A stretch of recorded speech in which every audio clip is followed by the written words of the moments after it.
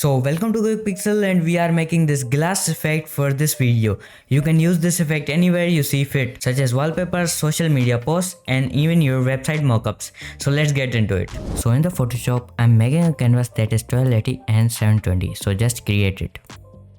So first of all, I'm gonna place my background. You can use any background that you like, but if you want to use this, the link will be in the description. And I'm going to use the type tool and I will just type the glass effect. You don't have to do this one, but I'm doing this just for the example's sake.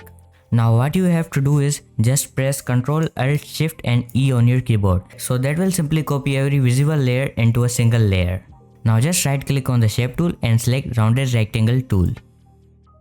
Make a rectangle like this and change the color to white. Now click on the layer that we made using the Ctrl Shift Alt E command and just press Ctrl J.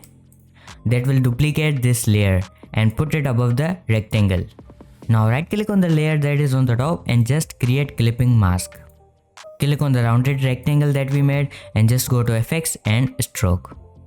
So set the stroke size to 1 and select outside and choose blending options to overlay. Now go to inner glow and just set the opacity to 50%. And you can just copy other settings as well. Now go to drop shadow and you can copy these settings as well. Hit OK once you are done. Now click on the layer that is on the top and just go to filter, blur and Gaussian blur. And just play with these values however you feel and hit OK once you are done. And you can try this effect using different shapes as well.